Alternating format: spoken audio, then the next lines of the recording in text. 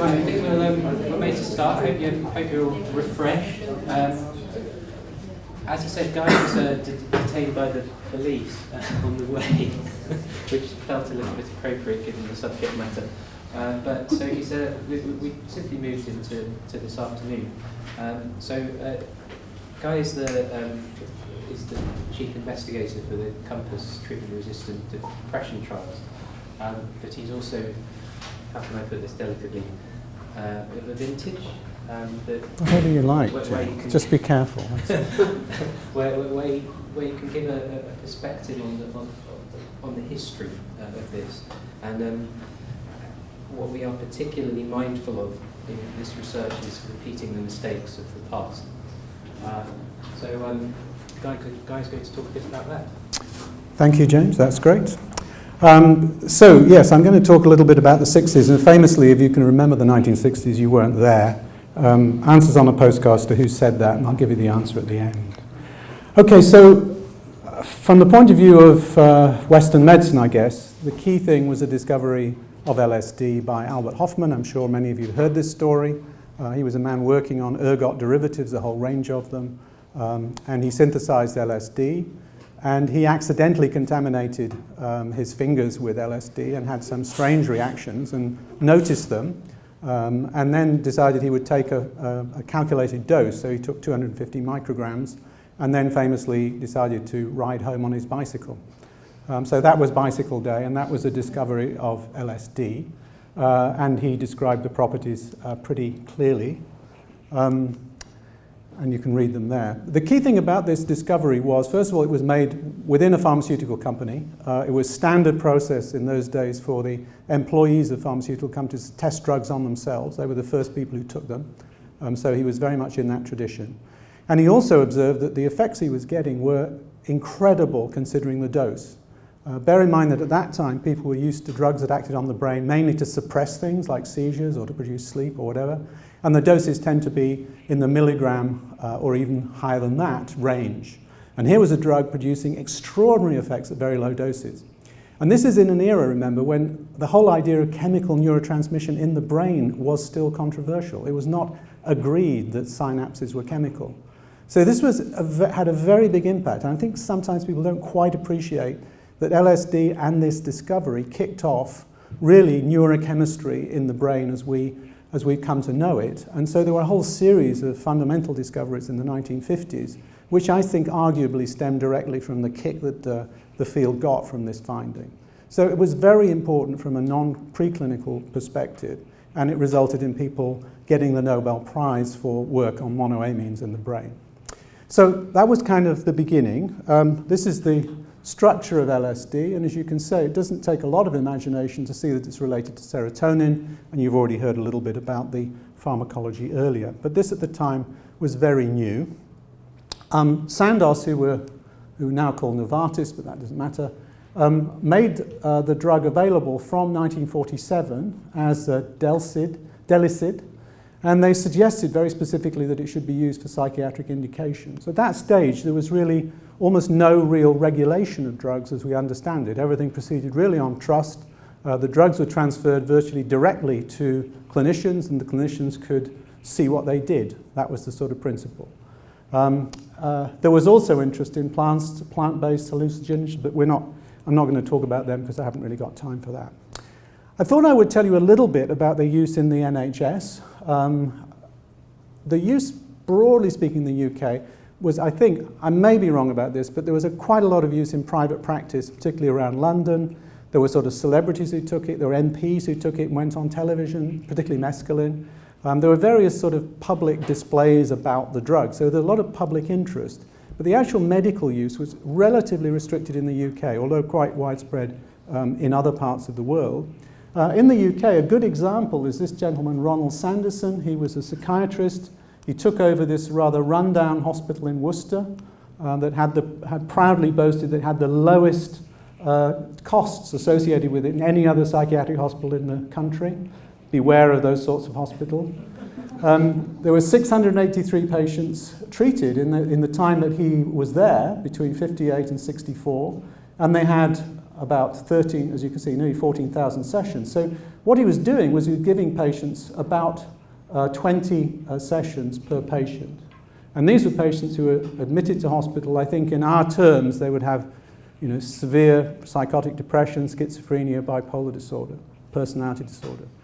The problem is that in that era, pre-DSM 1980 DSM-3, which formalized diagnosis in the way that we're now familiar, it's very, very hard to track back into that era and to understand exactly what was wrong with these patients.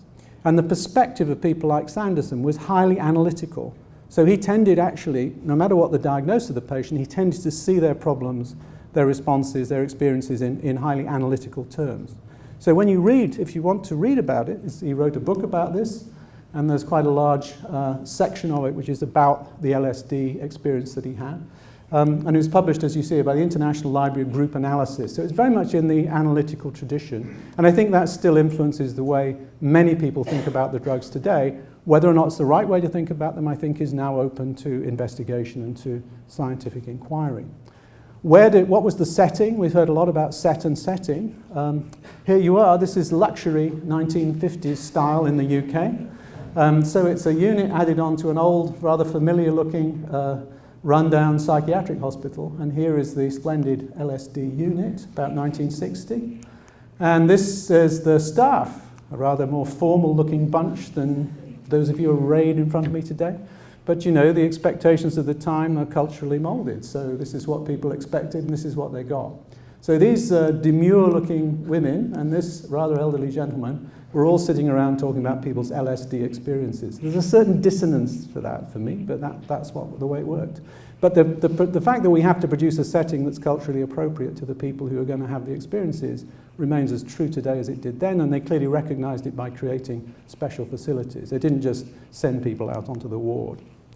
Now, people who weren't so choosy about the set and the setting included people like R.D.LAING. R.D.LAING, those of you who are psychiatrists will have heard of him. He had a large private practice. He treated celebrities, and he treated in particular Edna O'Brien. She's a very well known in the 60s Irish writer. She was very beautiful and very talented, and she was on television all the time. And she had hideous hallucinations after taking LSD, which included Lang being transformed into a rat and her kitchen walls into flesh. I don't think set and setting were quite right here. The kitchen walls as flesh, I guess I can imagine. I had difficulty with Lang as a rat, but I have looked up a picture, and you begin to see how that confusion might have arisen. But we won't go into Lang's anti-psychiatry because we all hate him for that. But nevertheless, he was a very important public figure. And this is where, in a way, things started to go wrong for the whole... Things got quite outside that controlled environment of the LSD unit in Powick, and they became much more sort of front-page stuff. They became public property, and people who were influential in the media became associated, for good or ill, with this kind of treatment.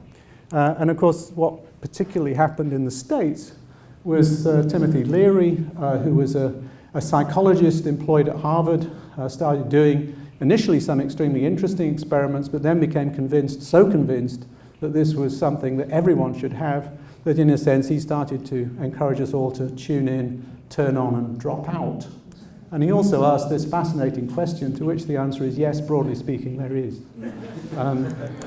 Okay, now that resulted in all sorts of fun things. So when I grew up in the 60s, we admired this kind of thing. This was Ken Kesey's bus, this drug was not illegal at the time. So Ken Kesey went across America with his playmates here, having a hell of a time, giving out LSD and generally saying what the hell did set and setting mattered when you were having a good time and you had a lot of colours on the bus. But that blended into what was totally divisive, and you think society is divided now, but America in the 60s was hideously divided over the war in Vietnam, and the response of the bleeding together of the counterculture, as it was called, and opposition to the war, meant that the whole issue of drugs became very center stage in sort of explaining different sides of American society to each other. And at that point, everything got very, very political, and things were you're a very long way from the Powick LSD unit at this point. And I mean, what had then happened was that in 1970, the drugs were declared illegal by these three happy campers. This is Richard Nixon, whose reputation as a president tends to be seen as increasing now by relative means anyway. And this is a guy called John Mitchell, who really didn't have a lot to be happy about 4 years later, because he went to jail for his role in the Watergate conspiracy. So a little bit of history for you there. And this is what they did. They scheduled all these drugs together, and essentially they did this because they thought these were decomposing American society. So we don't want to replay this particular episode again, because the result of that was that the only people who could get a drug, rather like a handgun, was illegally.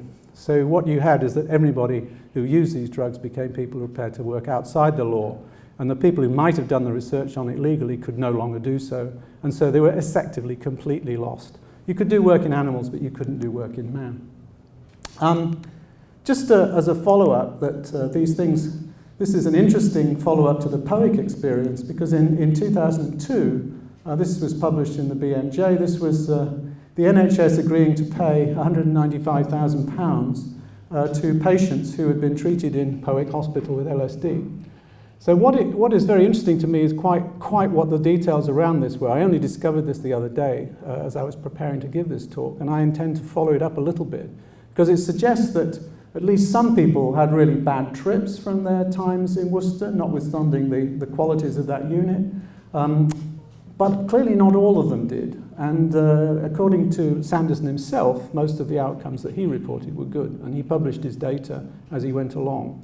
So this is, I think, a little research project is yet to be done, which is to try and dig into the records of these patients who exist in this country and may actually be quite systematic, I don't know, but it would be fascinating to see how these people actually did and how far, as many of them, as it was about 50 or so, 43 patients were in this group. But again, it's a signal to be cautious about the difficulties of giving this drug, using it, and having problems in the long term.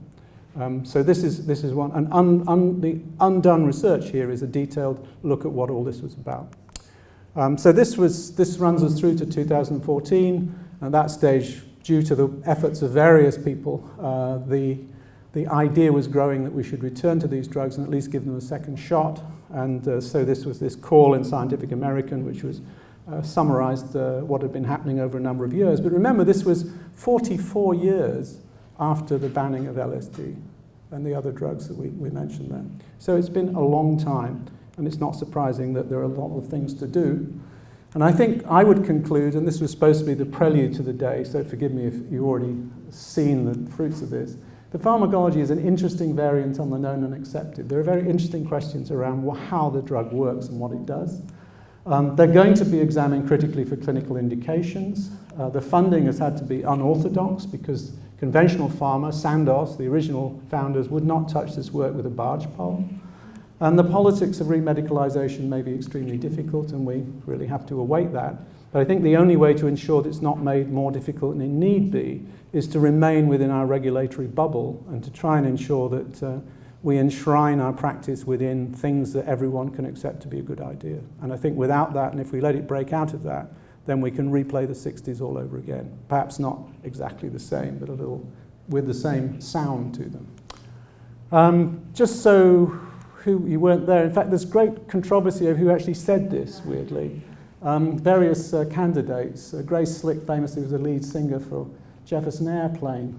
Some of you may or may not remember. Apparently it's this man, Charlie Fleischer, I never heard of, don't suppose any of you have, but he said it first.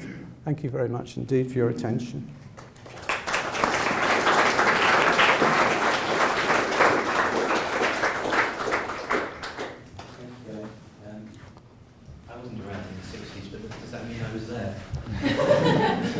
Only in spirit, I think.